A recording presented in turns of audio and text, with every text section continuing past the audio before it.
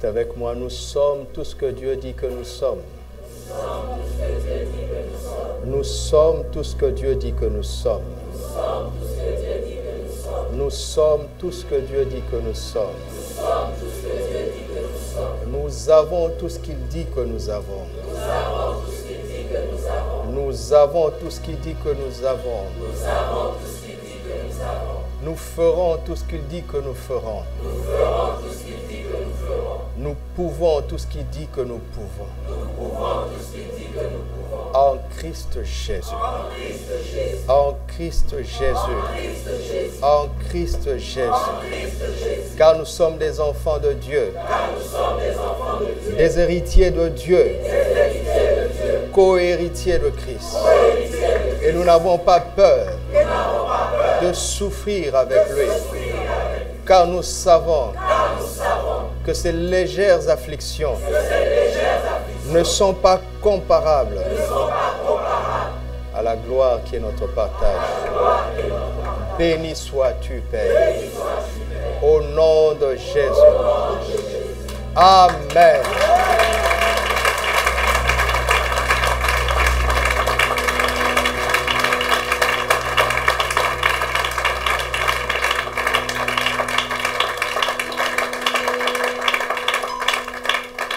Merci Saint-Esprit. Alléluia. Josué chapitre 5. Nous allons parler de la circoncision du cœur. Après avoir parlé de la droiture du cœur, nous allons ce matin parler de la circoncision du cœur, car nous sommes la génération Caleb, n'est-ce pas? Amen. Alléluia. Cette montagne nous appartient. Amen. Alléluia. Amen. Josué chapitre 5, 1 à 9. Lorsque tous les rois des Amoréens à l'occident du Jourdain et tous les rois des Cananéens près de la mer apprirent que l'Éternel avait mis à sec les eaux du Jourdain devant les enfants d'Israël, jusqu'à ce que nous eussions passé, ils perdirent courage et furent consternés à l'aspect des enfants d'Israël. Je vais d'abord contextualiser. Ceci est une séquence qui concerne Israël, n'est-ce pas? C'est un fait, quelque chose qui s'est vraiment passé à un moment donné dans un endroit bien précis. Vous le savez, n'est-ce pas? Dieu a délivré Israël qui était esclave en Égypte. Là, quand ils ont passé le Jourdain à sec, cette séquence est très importante parce que après être sortis du Jourdain, ils viennent de fouler la terre promise. Le Jourdain était la frontière. La mer Rouge était la frontière entre l'Égypte et le désert. Quand ils ont traversé la mer Rouge, ils venaient vraiment de quitter effectivement le pays de la servitude. Alléluia. Spirituellement, c'était déjà fait, n'est-ce pas? Quand l'agneau pascal a été immolé, la victoire spirituelle a été remportée. Maintenant, il fallait effectivement, sur le plan naturel et matériel, quitter le pays de la servitude. Et la frontière était la mer Rouge. Mais après la mer Rouge, c'était le rendez-vous du désert. 40 ans se sont écoulés, vous le savez, n'est-ce pas? Quand ils traversent le Jourdain à pied sec, ils viennent maintenant de poser le pied sur la terre promise. Qu'est-ce que Dieu avait dit? Tout lieu que foulera la plante de votre pied, je vous le donne en possession. Et le Jourdain était une frontière inférieure. Ils ont posé le pied, ils n'ont pas encore tout le pays, n'est-ce pas?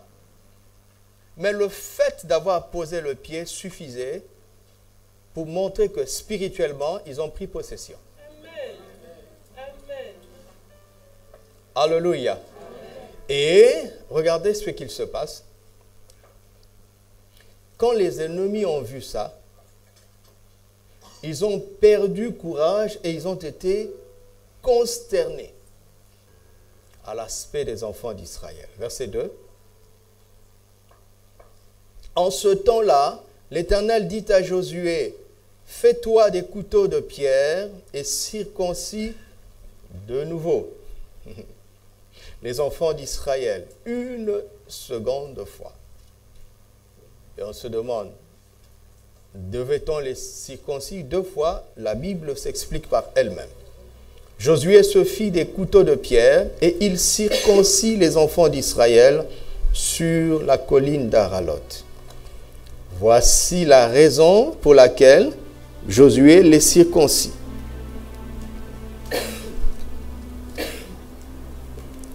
Tout le peuple sorti d'Égypte, les mâles, tous les hommes de guerre soulignés, tous les hommes de guerre étaient morts dans le désert pendant la route après leur sortie d'Égypte. Tout ce peuple sorti d'Égypte était circoncis. Mais le peuple né dans le désert, pendant la route, après la sortie d'Égypte, n'avait point été circoncis. Ils ne sont pas nés dans le pays de la servitude, n'est-ce pas? Oui. Ils n'ont pas l'expérience de l'esclavage, ok? Vous vous rendez compte ce que ça voulait dire que d'être né dans le désert pour Israël? Ça voulait dire qu'être né au milieu d'un peuple extraordinaire dont la présence de Dieu est visible physiquement sur la terre et être né au milieu de ce peuple où il y avait l'arche, le sanctuaire de l'Éternel, ça voulait dire être né dans un peuple qui était le royaume de Dieu sur la terre. Mais il n'était pas circoncis. Né au bon endroit, dans le meilleur environnement qui soit, que la notion du désert ne vous trouble pas. D'accord? Né au bon endroit, mais pas circoncis encore. Vous entendez? Voilà un peuple né au bon endroit qui hérite de grandes promesses et qui, quand le moment est venu de prendre possession de son territoire, parce que la bouche de Dieu a déjà parlé, n'est-ce pas? Aucun ennemi ne peut s'y opposer, mais Dieu prend la précaution de faire en sorte qu'il soit circoncis. Ok? Ok. Continuons. Parce qu'il faut toujours contextualiser. Quand nous lisons un texte de l'Ancien Testament, il faut savoir le contextualiser dans la Nouvelle Alliance. Sinon, nous passons à côté. Verset 6. Car les enfants d'Israël avaient marché 40 ans dans le désert jusqu'à la destruction de quoi? De guerre qui était sortie d'Égypte et qui n'avait... Leur problème était quoi? Hein? Voilà. C'était leur seule faute. Ils sont morts dans le désert. L'Éternel leur jura de ne pas leur faire voir le pays qu'il avait juré à leur père de nous donner, pays où coule le lait et le miel. Ce sont leurs enfants qu'il établit à leur place. Et Josué les circoncis, car ils étaient incirconcis, parce qu'on ne les avait point circoncis pendant la route. Lorsqu'on eut achevé de circoncire toute la nation, ils restèrent à leur place dans le camp jusqu'à quand? À leur guérison. Soulignez encore. L'Éternel dit à Josué, aujourd'hui, j'ai roulé de dessus vous l'opprobre de l'Égypte. L'opprobre n'est pas en vous, mais l'opprobre est au-dessus de vous.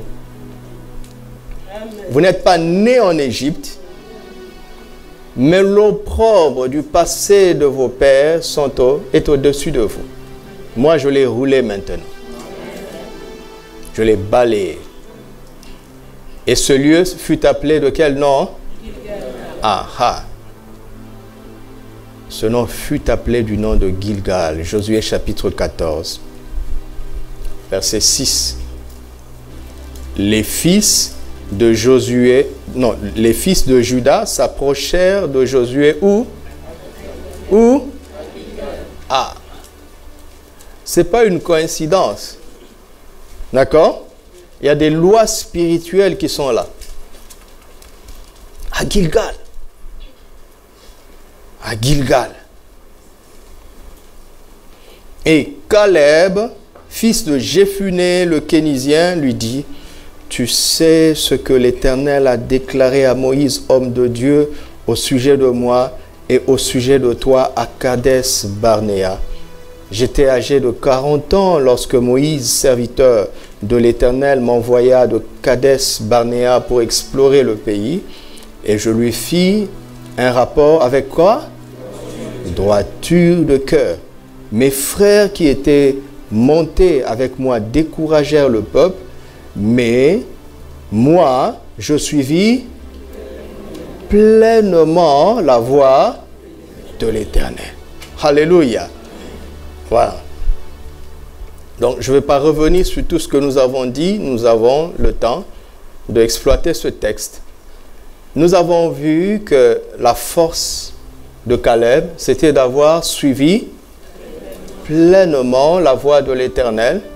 Et nous voyons en Josué 5 que ces hommes qui étaient porteurs de grandes promesses de Dieu sont morts dans le désert. Pourquoi? Parce qu'ils n'ont pas suivi, écouté la voix de l'Éternel. Donc, à partir de ce moment, nous comprenons très rapidement que suivre la voie de l'Éternel est la clé pour pouvoir prendre possession de son héritage. Alléluia. Amen. Nous devons ouvrir nos cœurs et suivre la parole de Dieu, ce que la parole de Dieu dit. Vous savez, quand un croyant qui est porteur de grandes promesses suit pleinement la voie de l'Éternel, l'adversité, les difficultés, les circonstances ne comptent plus. Alléluia. S'il y a quelque chose dans lequel nous devons nous investir à 1000%, ce n'est pas de chercher qu'est-ce que l'ennemi a préparé contre nous. Quelles sont les circonstances difficiles? Quelles sont les contraintes? Dieu n'a pas prévu que nous marchions comme ça.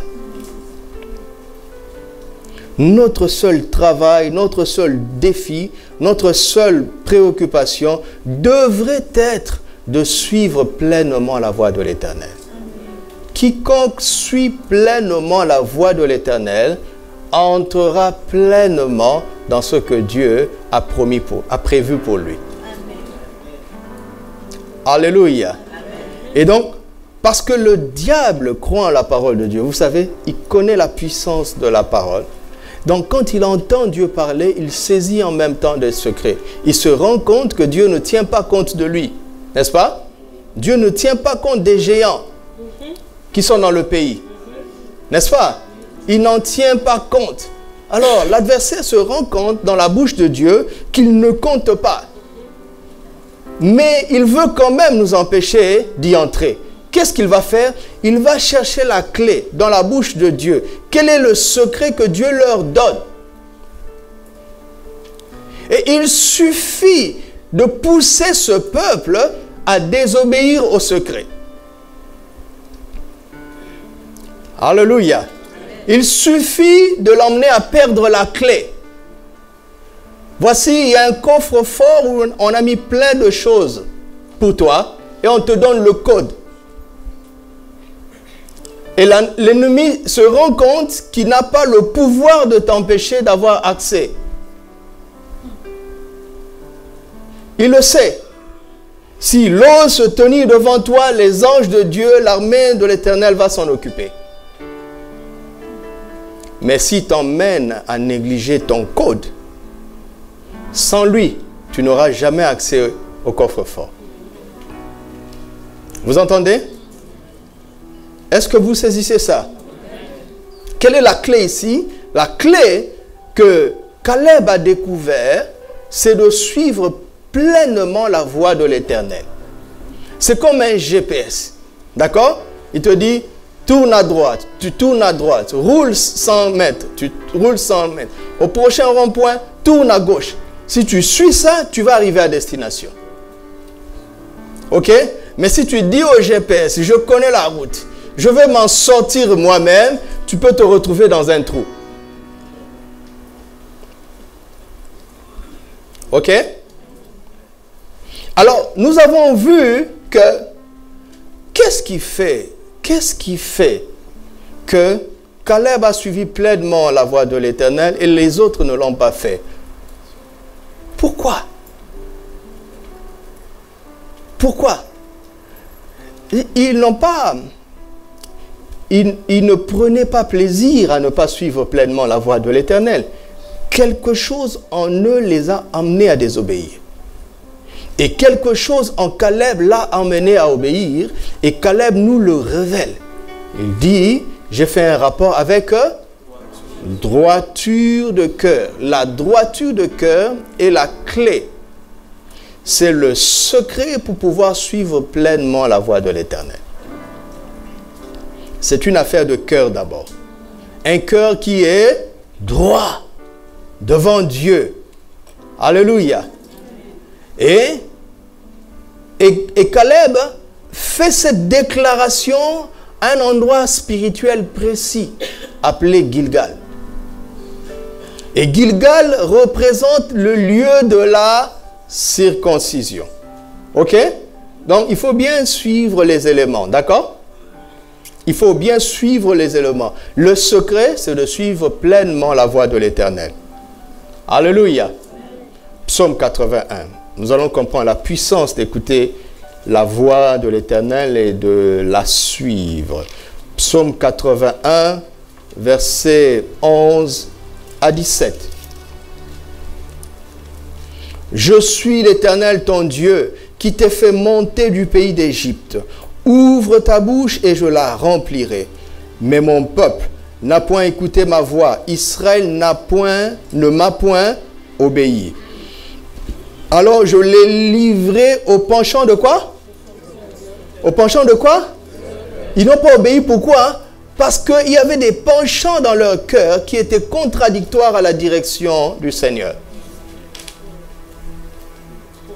Et à force de désobéissance, Dieu les a livrés au penchant de leur cœur.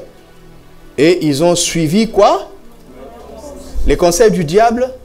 Non. Non, leurs propres conseils. Ils ont rejeté les conseils de Dieu pour suivre leurs propres conseils. À cause de quoi? À cause des penchants de leur cœur. Caleb a des choses à nous apprendre. Sinon, nous allons être frustrés de croire et de ne pas expérimenter et nous finirons par ne plus croire. Pensant que ça ne marche pas. Alors que ça marche vraiment, vraiment, vraiment, vraiment. Amen. Alléluia. Donc, nous devons creuser la révélation que nous avons de l'Évangile. Nous ne devons pas nous obstiner à foncer alors qu'au fond de nous, nous savons que ça ne marche pas. Ou bien ça ne marche pas autant qu'on le voudrait. Nous devons apprendre à nous arrêter et nous dire, Seigneur, pourquoi n'avons-nous pas pu chasser ce démon? Nous ne devons pas accepter l'échec. Alléluia. Et je vois que les chrétiens foncent tête basse. Ils avancent. Ils font croire qu'ils sont dans la victoire alors qu'au fond d'eux, ils sont convaincus qu'ils sont des perdants. Et quand tu parles des choses auxquelles tu ne crois pas profondément, D'accord? Ça ne touchera pas les gens. Alléluia. Dernièrement, j'ai parlé avec une personne qui était dans une situation assez délicate. Elle a demandé à me rencontrer. Nous avons commencé à parler. Et en échangeant, c'était vraiment un échange très cordial entre deux croyants. Et à un moment donné, on s'est rendu compte, cette personne et moi, que son problème, c'était un problème de manque d'amour. Et qu'il ne connaissait pas l'amour de Dieu. Alors j'ai commencé à lui expliquer l'amour de Dieu. Cette personne a commencé à pleurer. Et elle me dit, mais je ne comprends pas. Tout ce que tu dis, je le sais. Parce que je suis dans l'église depuis longtemps. Mais pourquoi je pleure? Je lui ai dit, parce que moi, je le vis. Parce que le support qui t'en parle, ne t'en parle pas en théorie.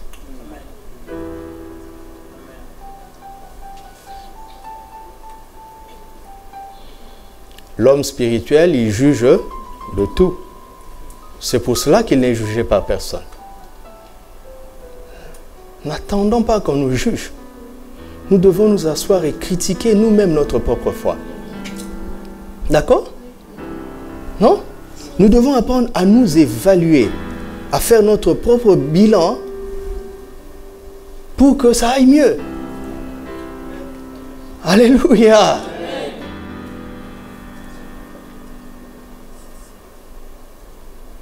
En tout cas, moi, c'est ce que je fais dans cette saison.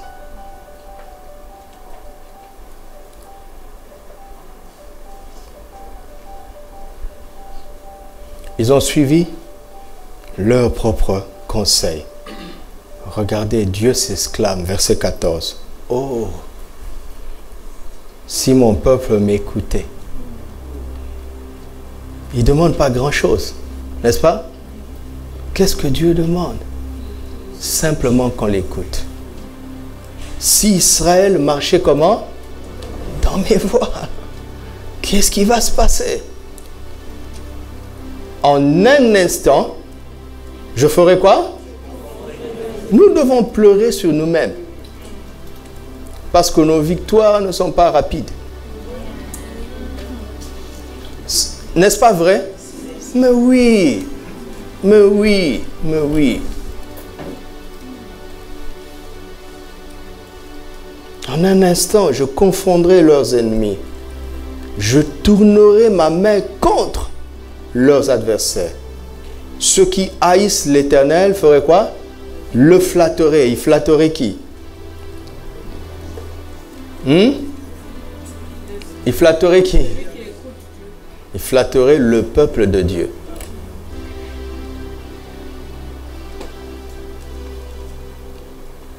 Et le bonheur d'Israël durerait comment? Toujours. Verset 17. Je le nourrirai de quoi? Et je le rassasirai. À condition que on écoute. Je ne sais pas si vous vous rendez compte que Dieu nous demande d'élever notre confiance en sa parole. Vos Écritures, vous ne le sentez pas? Écoutez-moi, il n'y a rien qui marche dans le monde. Toutes les méthodes qui ne viennent pas des Écritures ne marchent pas. D'accord? D'accord? Ce n'est pas en ayant beaucoup d'argent que tu mangeras la meilleure nourriture.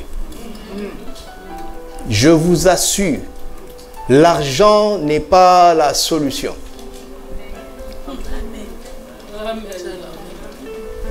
D'accord? Le travail n'est pas la solution. Je ne prêche pas la paresse. Parce que si vous pensez qu'en ayant le travail, vous allez nouer les deux bouts du mois, la plupart des travailleurs du monde ne nouent pas les deux bouts du mois. Pourquoi ont-ils des crédits? Pourquoi ils ont des crédits? Parce que le boulot ne suffit pas. Même les boss ont des crédits.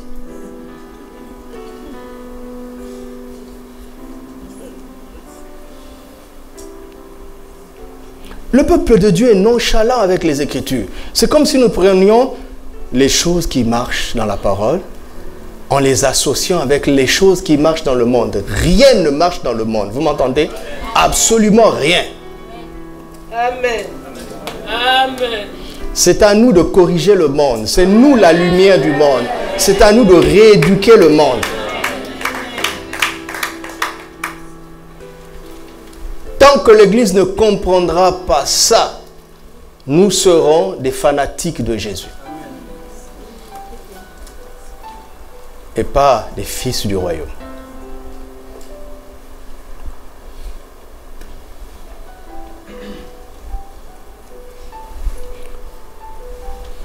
Quelqu'un qui écoute la voix de Dieu ne peut pas être paresseux. D'accord? Parce que Dieu ne parle pas pour le plaisir de parler. Et pas pour nous dire ce qu'on doit faire. N'est-ce pas? Et c'est en faisant ce qu'il nous demande qu'on trouve la victoire. Peu importe le problème. Pas vrai?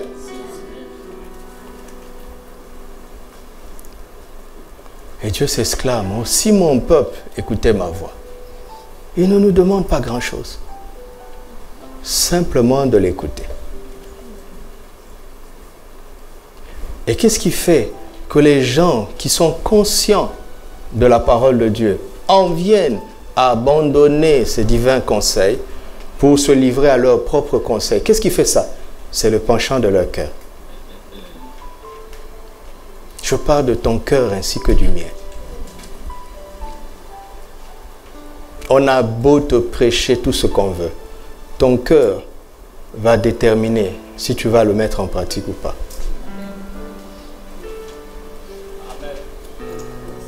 Vous entendez?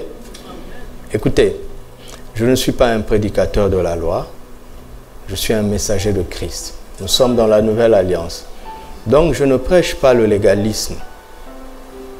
Je ne prêche pas non plus le mérite. Parce que les héritiers le sont par la foi. Ok? Mais Jésus m'a dit à moi, enseigne-leur à observer ce que je vous ai prescrit. Donc Jésus m'a fait comprendre que vous ne pouvez pas observer ça vous-même. Vous entendez? Il m'a fait comprendre ça. Il faut que quelqu'un t'enseigne à observer ce que lui, il a prescrit. J'étais un habitué des hôpitaux de toute mon enfance. Jésus m'a délivré de la mort. Mais quand il me parlait de Matthieu 28, 20, j'ai été transporté dans mon enfance. C'est moi qui étais malade, d'accord? C'est moi qu'on a ausculté. Le médecin m'a consulté, moi. Il a fait une ordonnance. C'est moi qui avais besoin de ce médicament, d'accord? D'accord? Mais il parlait à ma mère. Vous entendez? Il ne parlait pas à moi. Il dit, tu prends tel comprimé 3 fois par jour. Après le petit déjeuner. Il ne doit pas le manger à jeun. Quand nous sommes allés pour consultation, le médecin m'a parlé à moi. D'accord? Maintenant, quand il faut donner la solution, il a parlé à maman. D'accord? Donc, quand tu as crié à Dieu dans ta chambre, c'est entre vous deux. Maintenant, quand il veut te donner la solution, il m'a parlé à moi. Donc, tu as intérêt à m'écouter. Mais et regardez, si maman buvait le médicament à ma place, avec tout l'amour qu'elle avait pour moi, rien ne change. Ou bien si maman disait, mais parle-lui médecin, c'est lui qui est malade. Ce serait bien? Non plus. C'est pour ça que vous avez des pasteurs. Au cas où vous n'aviez pas compris à quoi sert un pasteur, voici une information.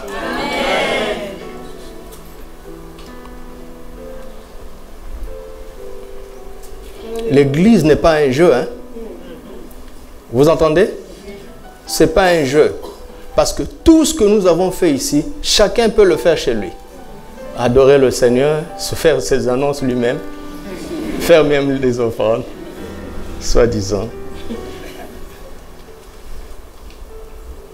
Mais à un moment donné, le peuple qui a adoré, et puis il dit, nous allons nous asseoir pour écouter Dieu nous parler. Et un homme ou une femme va venir ici parler. Nous devons trembler. Parce que ce temps est supposé être un temps où Dieu vous répond. D'accord? Donc, toute personne qui se retrouve en position de prêcher doit savoir ça. Il n'est pas là pour donner un exposé biblique. Il est là pour amener la parole de Dieu. La nourriture convenable au temps convenable. Le pain du jour. Ça, c'est la responsabilité de celui qui prêche. Celui qui est assis doit comprendre que son bonheur dépend de ce moment. Et je vous le dis, hein, ton bonheur dépend de ces quelques minutes.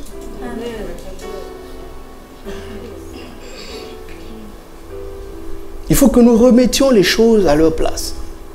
Parce que je me rends de plus en plus compte que l'Église pense que c'est un jeu, c'est une réunion, c'est un culte. Il y a eu un message. Non, non, non. Dieu est en train de te parler. Dans toute l'Église, normalement, ça doit se passer comme ça. Nous savons que ça ne se passe pas toujours comme ça. Mais là-bas, ce n'est pas notre problème. C'est ici, là. Nous devons nous conformer à ce qui est écrit. Nous devons comprendre le modèle de Dieu. Et être sûr que nous le respectons.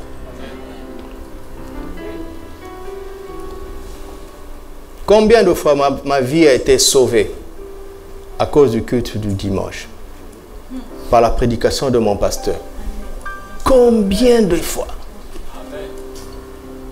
Combien de fois?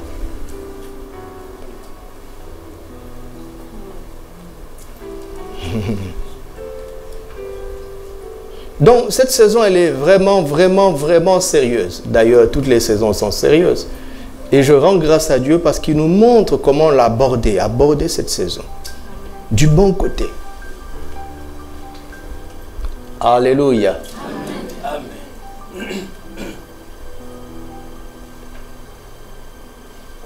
Ok. Colossiens 2, verset 10 à 11.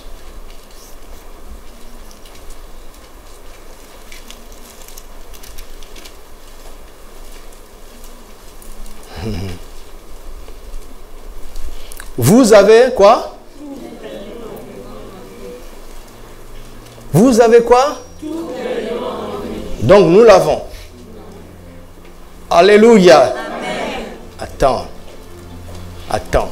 Tu dois répondre pour ça. Tu dois répondre à cela pour toi-même. Donc nous l'avons. Pas que nous l'aurons. N'est-ce pas? Je veux voir la main de ceux qui croient. C'est très bien. Nous l'avons. Il dit nous avons tout et pleinement. Toutes les cases sont remplies et débordent. Ma vie ne doit pas être comme ça.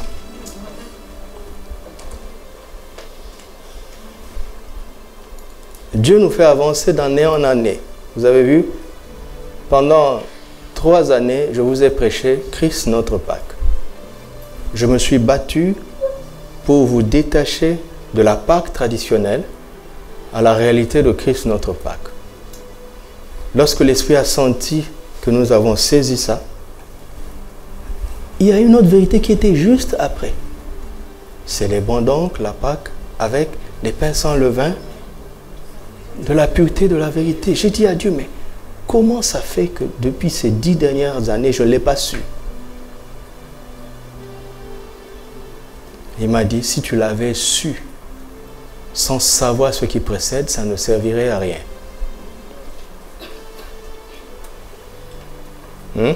C'est comme avoir un permis sans avoir une voiture. Ça ne te sert pas à grand chose, sauf de temps en temps à faire les courses de ceux qui ont des voitures, et que Dieu te bénisse pour ça. Il y a des procédures. Vous comprenez?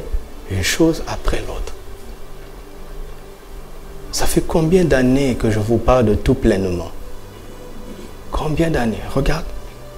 Maintenant, le Saint-Esprit sait que nous sommes qualifiés pour passer à la vérité suivante. Verset 11.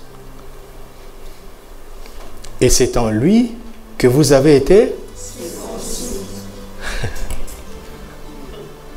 Est-ce que j'ai inventé ça?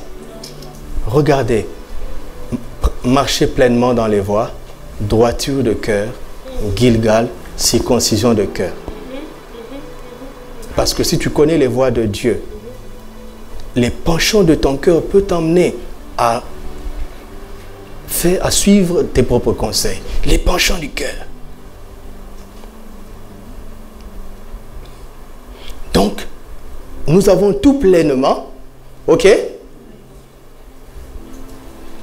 Et c'est en lui que vous avez été circoncis d'une circoncision que la main n'a pas faite. Aïe, aïe, aïe, aïe, aïe. Mais de la circoncision de Christ qui consiste dans le dépouillement du corps de la chair. On s'arrête là. En Josué 5, c'est Josué qui circoncit ce peuple nouveau qui est né dans le royaume. Josué, c'est le même mot que Jésus. Jésus dit, Paul nous révèle, il dit, ouais, tous les descendants d'Abraham sont circoncis. Et puis il dit, qui t'a circoncis? Qui t'a circoncis? Quelqu'un dit, mais moi c'est Nicodème lui-même qui m'a circoncis, Paul. L'autre dit, moi c'est Gamaliel. L'autre dit, moi c'est Ananias, le souverain sacrificateur. L'autre dit, ah c'est juste mon papa. Paul nivelle tout ça vers le bas. Il dit, moi j'ai découvert une autre circoncision que Christ lui-même fait. Il nivelle tout vers le bas. Mais si les Juifs ne savent plus être fiers de leur circoncision à cause de celui qui les a circoncis.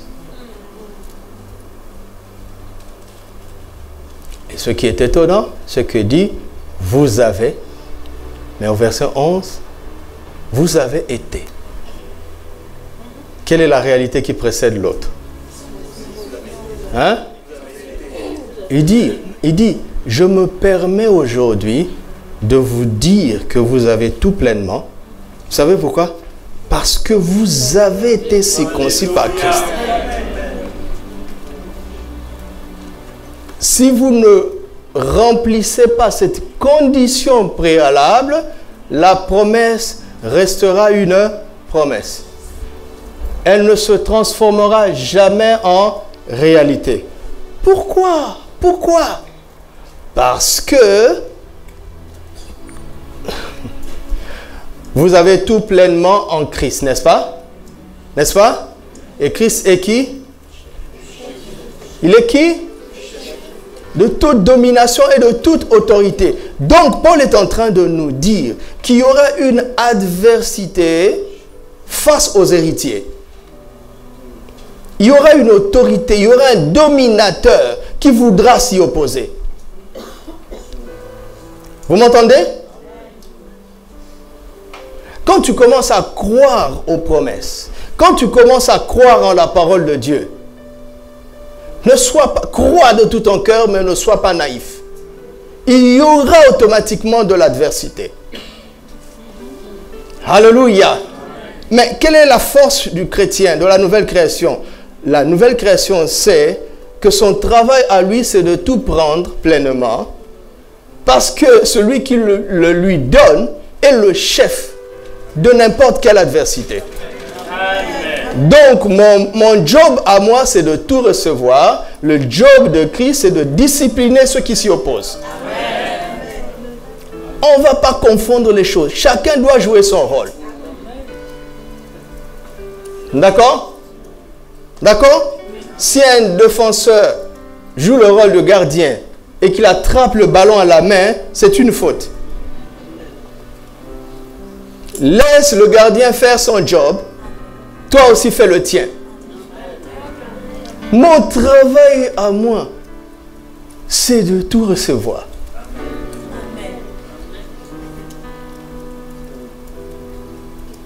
Et le travail de celui qui me donne,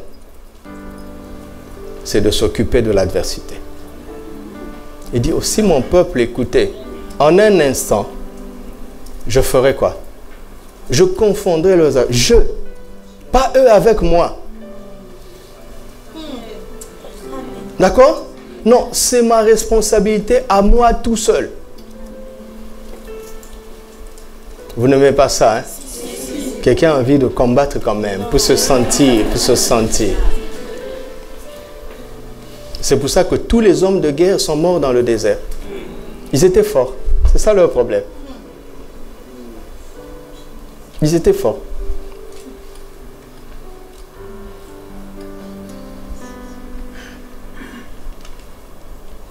Donc, la circoncision de Christ est l'événement qui précède, d'accord,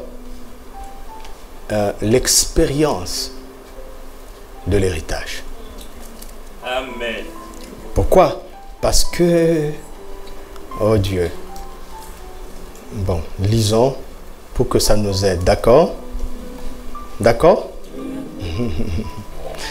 Oh Seigneur, aide-nous. Romains 2, l'un des pièges du diable.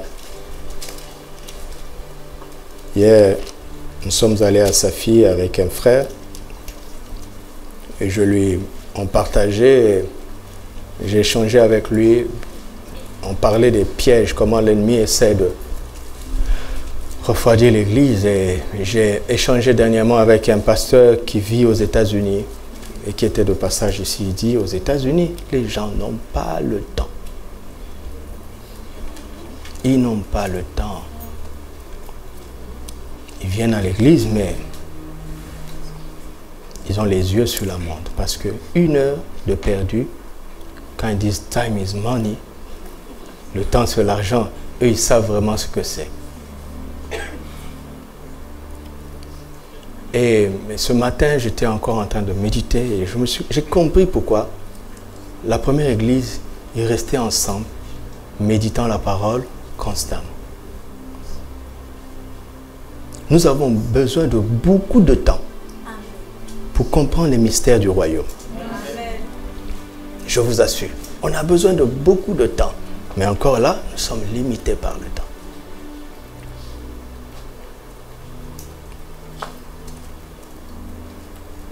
Mais compensez cela en créant du temps pour vous-même, entre vous et la parole de Dieu. Je vous assure, il n'y a pas de victoire en dehors de la parole de Dieu. Il dit, tout ce qui est né de Dieu triomphe du monde. Et la victoire qui triomphe du monde, c'est quoi? C'est pas l'argent. C'est pas notre argent. C'est notre foi. Et la foi vient de quoi? De ce qu'on entend de la parole de Christ.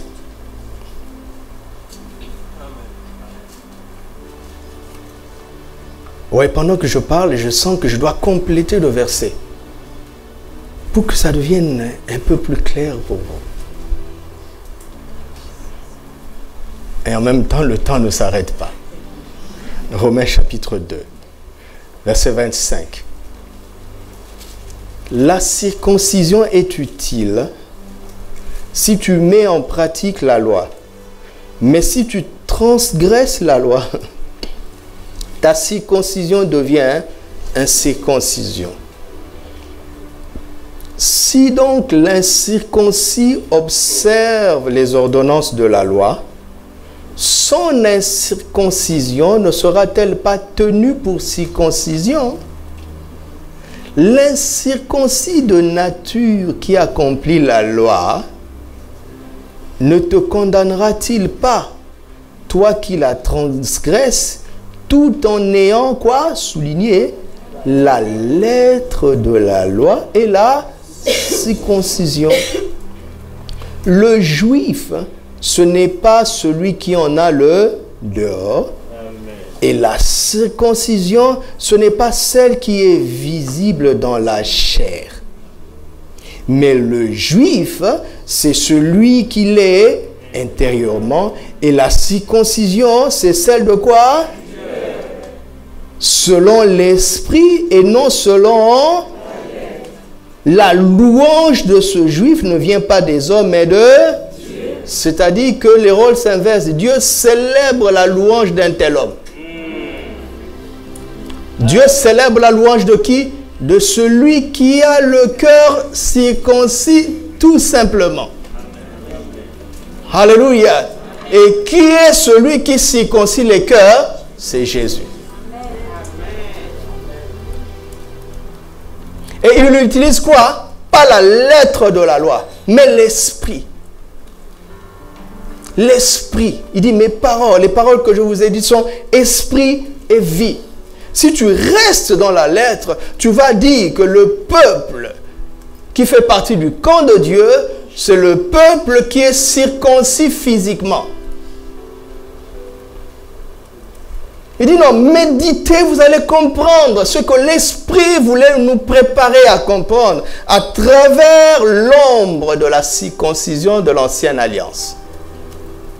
Pourquoi? Parce qu'il dit réfléchissez un peu. J'ai donné à Abraham la circoncision comme sceau, signe de l'alliance. Mais en même temps, j'ai donné la loi pour que vous la pratiquiez. Il dit mais si malgré ta circoncision, tu désobéis à la loi, c'est le même sort. Tous ceux qui sont morts dans le désert étaient circoncis. Pas vrai? Il dit, mais la circoncision en soi, ce n'est pas ce qui compte. C'est ce que je voulais que vous compreniez derrière la circoncision. C'était l'ombre, la réalité est en Christ. Dieu a préparé ce peuple pour nous montrer ce qu'il avait prévu lui-même de circoncire ceux qui croiraient. Et là, il circoncirait les cœurs. Alléluia. Parce que du temps de la vie de la chair, la circoncision ne concernait que les hommes. C'est pour cela que les femmes étaient exclues au sacerdoce. Mais en vérité, la circoncision concerne les cœurs. Et les femmes ont un cœur.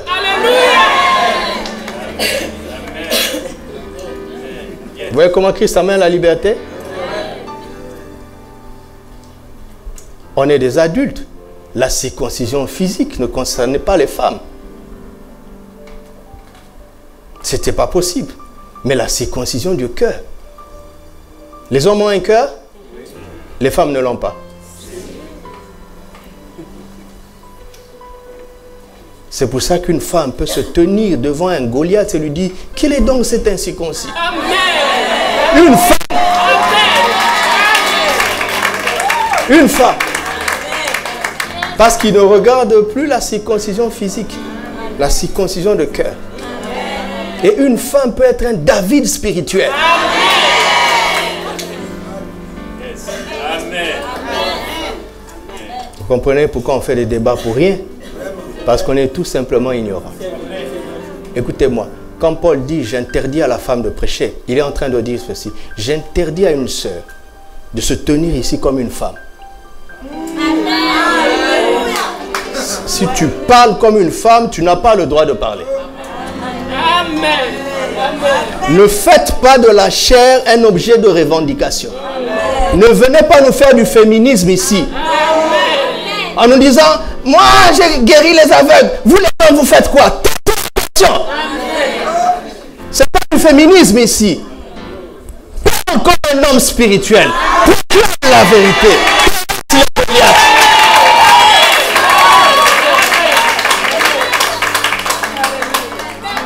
Vous pensez que je suis ici comme un homme?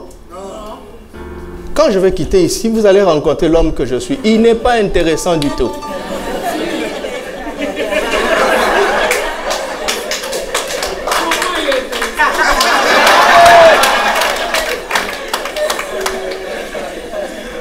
Je ne suis pas ici comme un homme. C'est l'homme spirituel qui parle. Avant de me lever là, je vais vous livrer un peu de secret. Avant de me lever là, je dis au Saint-Esprit, je me livre. C'est ce qui fait que je dis des choses que je n'ai pas prévues, que je n'ai même pas étudiées.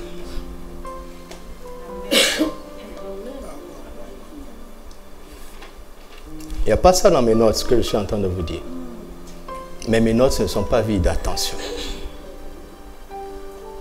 Parce que je peux limiter Dieu à ce que j'ai appris.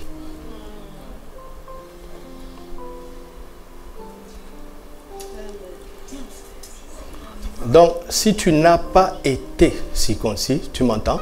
Si tu n'as pas été circoncis, tu ne peux pas avoir. Et tu ne peux pas avoir tout pleinement.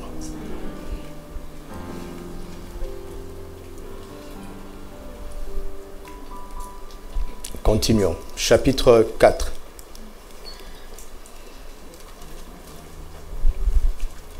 À partir du premier verset.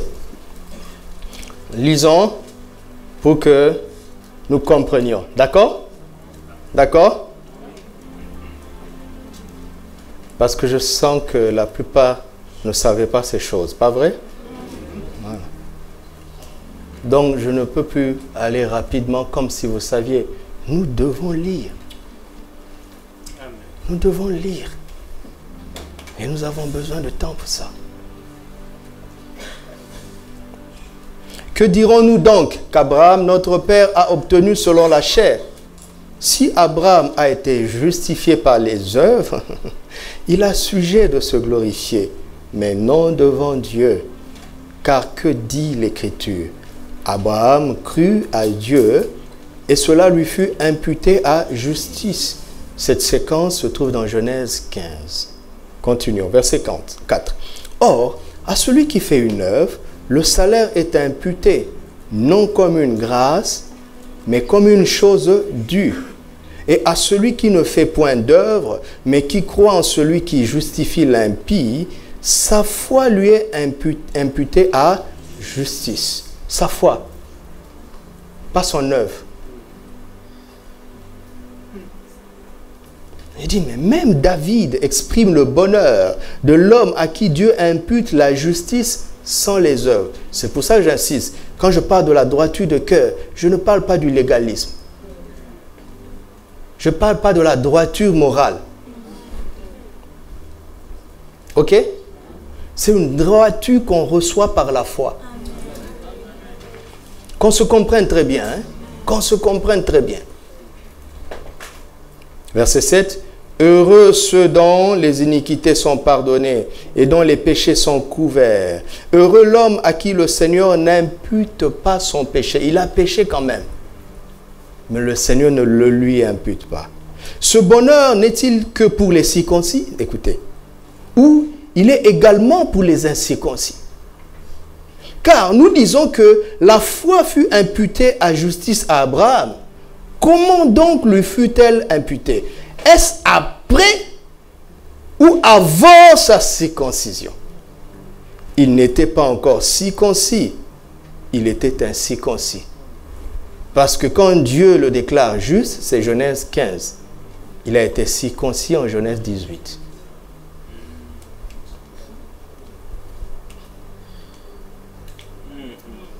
Donc la circoncision est venue après.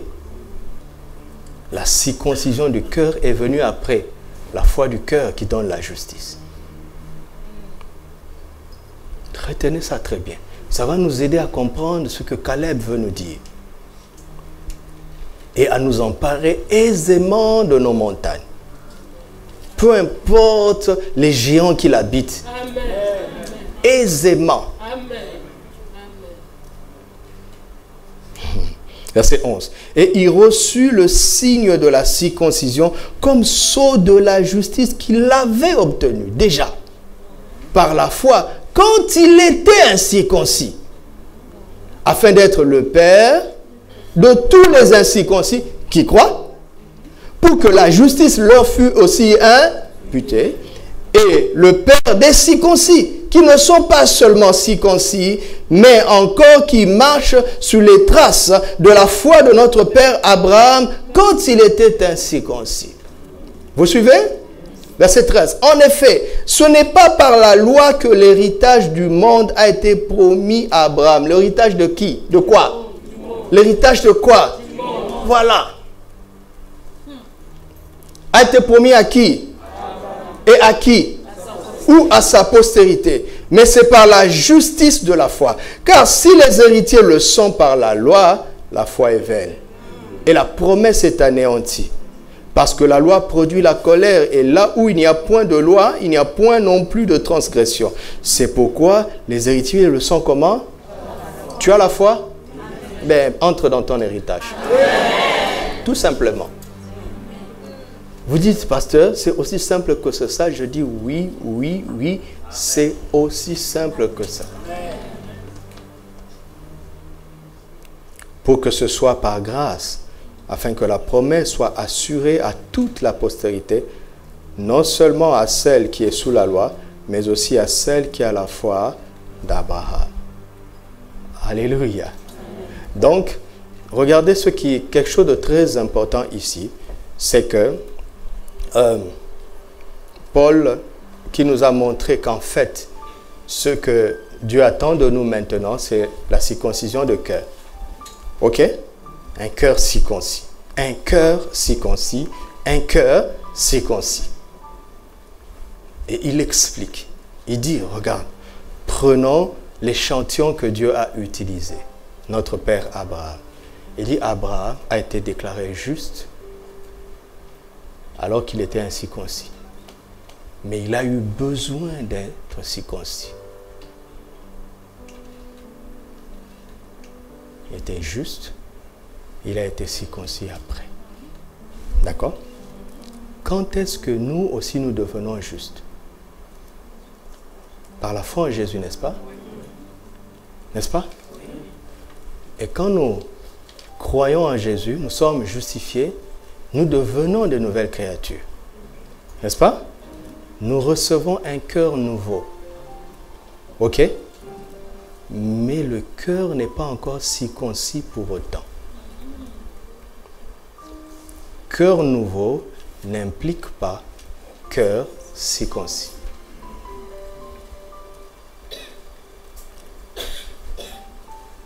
D'accord?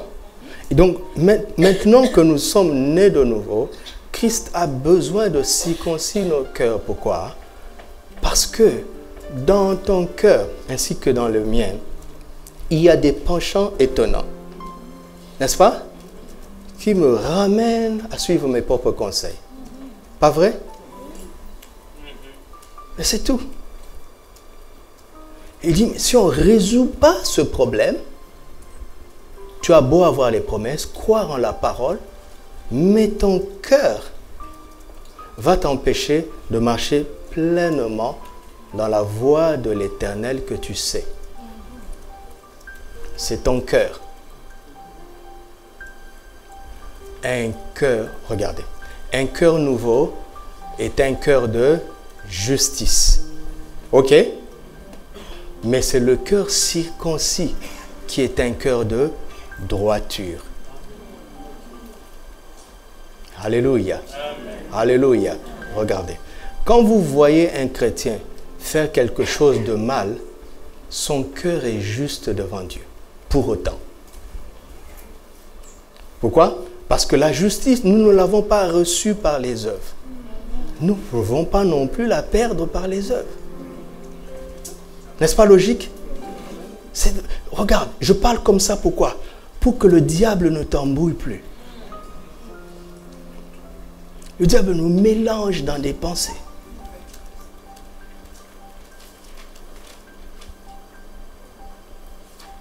Est-ce qu'on peut sortir de cette pièce par un autre moyen que par la porte? Nous n'entrons pas dans la justice de Dieu par la porte des œuvres. Nous y entrons par la porte de la foi. Donc nous ne pouvons pas en sortir par la porte des œuvres. Nous ne pouvons en sortir que par la porte de l'incrédulité. Vous comprenez? Donc quand un enfant de Dieu commet un péché, il reste juste devant Dieu. Souvenez-vous de l'héritier Jacob. Le père qui doit transmettre la parole de la promesse dit, la voix est la voix de Jacob, mais le corps est le corps d'Ésaü. N'est-ce pas? Parce que nous avons revêtu Christ. Écoute, quand tu te tiens devant Dieu pour adorer Dieu, de quoi es-tu conscient? Si tu n'es pas en Christ, Dieu ne t'écoute pas. C'est pour ça que Jésus dit, quand vous voulez parler à papa, venez en mon nom. En mon nom. Si tu ne sais pas ça, si tu ne viens pas profondément avec cette foi, ta prière ressemble à la prière d'un païen.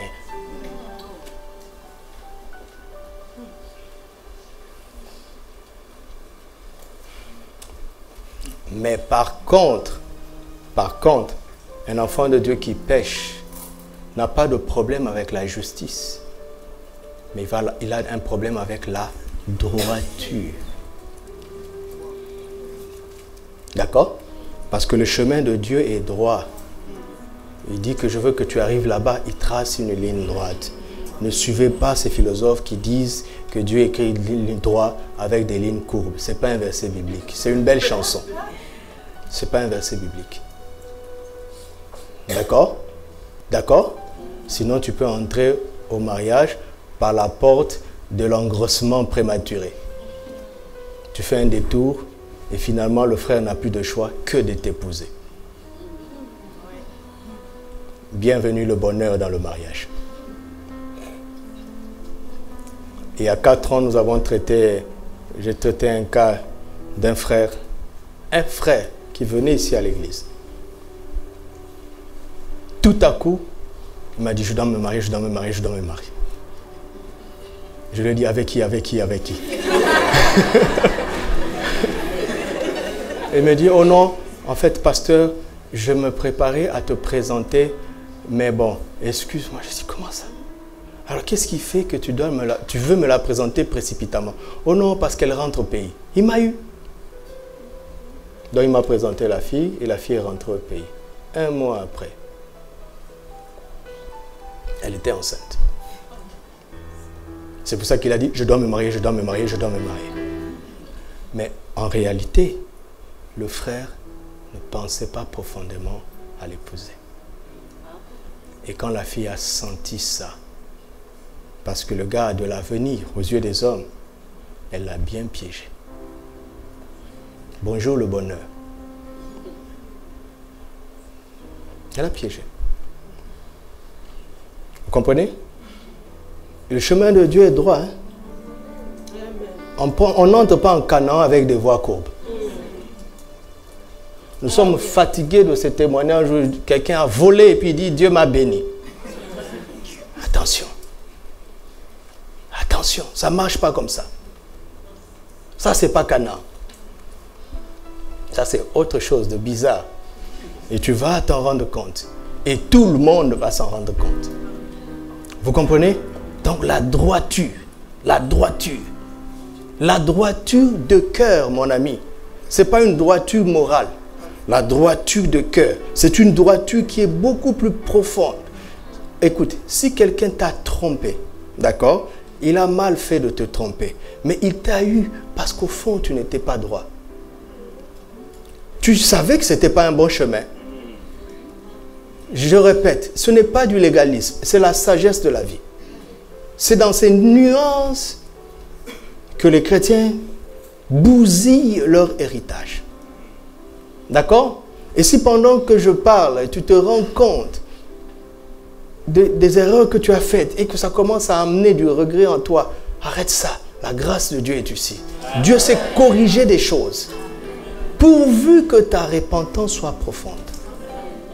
Dieu sait résoudre des équations compliquées que nous avons provoquées nous-mêmes, certes, mais sa grâce, là où le péché abonde, sa grâce surabonde. Donc je ne suis pas venu culpabiliser quelqu'un, je ne suis pas venu charger quelqu'un, mais je suis venu prêcher la parole de la foi et de la grâce et de la vérité.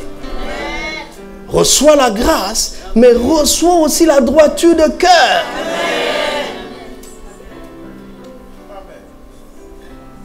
Et Caleb a discipliné son cœur dans la droiture pendant 40 ans. 40 ans. 40 ans de pression. Mais il dit non, mon cœur, tu resteras là. Grâce à quoi? Grâce au secret de Gilgal. Et nous avons tous ces problèmes dans l'église parce que les chrétiens sont nés de nouveau. Ils ont des cœurs nouveaux, mais ils n'ont pas laissé Christ circoncire leur cœur. Vous m'entendez? Vous m'entendez? Maintenant, question. Comment est-ce que Christ circoncise-t-il le cœur de ses enfants? Comment s'y prend-il? Alléluia. Comment s'y prend-il? Colossiens nous l'a déjà montré. Il nous a montré que ce n'est pas par la lettre de la loi. Ok? Mais c'est par la parole révélée. Quand il te révèle sa parole et que ça touche ton cœur, c'est là où il veut circoncire. Alléluia. Maintenant, écoutez, écoutez. Écoutez, la Bible est tellement profonde. C'est un puits sans fin. Normalement, Dieu n'aurait pas dû dire, Dieu n'avait pas besoin de dire circoncile des nouveaux. Il n'avait pas besoin de dire circonciler une seconde fois. Parce que quand nous lisons l'explication après, nous nous rendons compte qu'il n'était pas circoncis. Et donc c'était la première circoncision. Et que dans l'ancienne alliance, il y avait une circoncision et une seule. Mais la circoncision de Christ est plus profonde que ça. C'est quelque chose de permanent et de continuel. Vous m'entendez? Pourquoi? Parce que là où mon cœur n'est pas circoncis, c'est exactement là où l'ennemi va mettre ses pièges pour que là, je ne suive pas la voie de Dieu. D'accord? Mais pourtant, je suis ailleurs. Ok? Mais comme il y a un terrain où je ne suis pas, je ne peux pas dire comme Caleb, j'ai marché pleinement. J'ai suivi pleinement. Je ne peux pas dire ça, n'est-ce pas? Et si je n'ai pas suivi pleinement, je ne peux pas non plus dire j'ai tout pleinement. Vous comprenez la subtilité? Alors qu'est-ce que Christ fait? Il se tient là constamment pour nous aider. Avec la grâce, n'est-ce pas? Il dit la loi est venue avec Moïse, n'est-ce pas? Mais lui quoi? La grâce, mais la vérité quand même. Quand je fais ça, c'est mal. D'accord? La vérité, c'est ça, n'est-ce pas? La vérité, ce qui dit à petit là, je ne suis pas content de toi. Et ça, c'est la vérité. Mais il ne commence pas par ça. Il ne commence pas par ça. Il commence par la grâce. Pourquoi? Regarde. Pourquoi c'est facile à Christ de nous faire grâce? Pourquoi? Parce que de toute façon, il n'y a pas de problème avec la justice. L'œuvre de la croix est déjà pourvue. Mais il ne veut pas non plus faire de nous des enfants gâtés. Donc, ça c'est ce que nous avons commencé à voir à l'EPP. D'accord? Le pédagogue va compléter, n'est-ce pas? Pour ceux, les disciples, hein, pour les autres, bon, courage. Le pédagogue va compléter. Vous voyez comment Dieu nous aide? Des choses qui vont ensemble. Regarde. Je parlais de la discipline des enfants. Quand je suis rentré, le Seigneur m'a dit, aide les parents. Parce que quand je dis, au lieu de dire aux enfants, il ne faut pas faire ça, il ne faut pas faire ça, il faut leur dire plutôt, voici ce que vous devez faire. Il m'a dit, certains parents vont dire, oui, oui, oui, tu ne sais pas ce que c'est. Pasteur, ce n'est pas aussi simple que ça. Écoutez-moi. Être pasteur, c'est plus dur qu'être parent. Parce que, tu sais, les enfants, quand tu prends autorité sur tes enfants, ils sont nés entre tes mains. Donc l'autorité est un peu naturelle. Moi, tu es arrivé entre mes mains, tu as déjà 25 ans.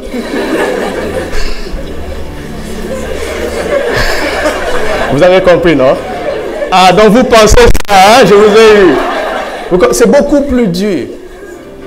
Mais encore une fois, c'est par la foi. C'est toujours par la foi. La grâce, regarde, quand il y a une faute, discerne d'abord. Pourquoi? Souvent, ce n'est pas la rébellion. Souvent, c'est la peur. Je donne toujours cet exemple. Je volais du lait quand j'étais enfant, du lait en poudre. Je volais tout le temps. Et quand je prends là, je m'essuie vraiment. Mais quand je sors, maman a dit, tu as pris du lait. Tu ne peux pas cacher le péché à 100%. Il y a toujours une erreur que je faisais. Et il y a une cousine qui était beaucoup plus voleuse que nous. Comprenez? Parce que, tu sais, quand les enfants sont bien éduqués dès le bas âge, ils sont maladroits dans le vol, ils sont maladroits dans le mensonge. Donc nous, nous étions maladroits, mais elle, elle était mal éduquée. Donc elle était experte. Elle nous a dit, si tu veux prendre du lait, emmène le miroir. Vous avez compris, non? Donc quand là, je bois vraiment et puis je regarde. Je l'ai eu, elle ne va pas voir. Mais écoute, Dieu donne toujours quelque chose de plus au supérieur. Mais quand ça baisse, on le sait. Qu'est-ce que maman a fait? Elle ne fermait plus très bien le couvercle. Alors que nous, quand on vient, viens. Quand maman vient, elle sent déjà que c'est dur, c'est très simple. Vous avez pris. Je dis, mais cette dame-là, comment elle fait? Si c'était aujourd'hui, je dirais qu'il y a des caméras. Mais à notre époque, il n'y avait pas de webcam.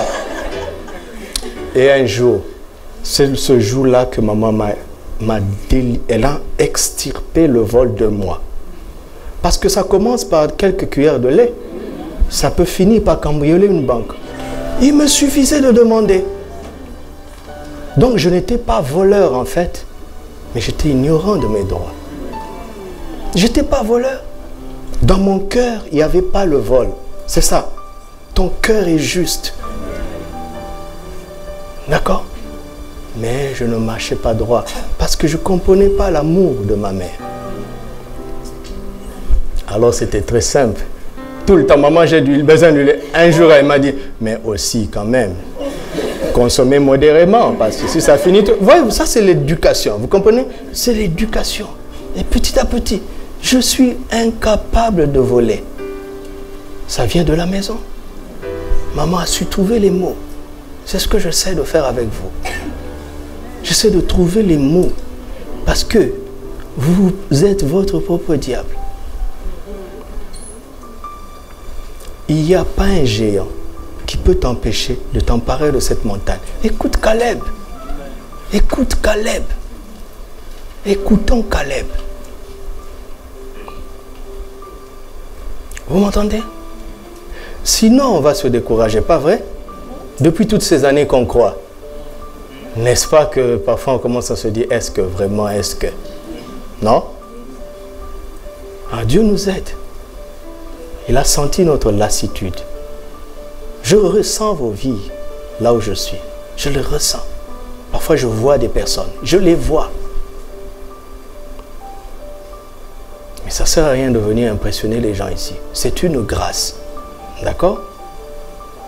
Dieu ressent la lassitude dans l'église. Il la ressent. Ce n'est pas vraiment de l'incrédulité, mais c'est une manière de dire, mais quand même, on ne doute pas. Non? Mais pourquoi? Dieu ressent. C'est pour ça qu'il nous répond. Alléluia. Il nous répond. Donc, la portion d'aujourd'hui, on va rester là. D'accord? Dimanche prochain, on va montrer comment Christ s'y prend pour circoncire et continuer à circoncire nos cœurs. Alléluia.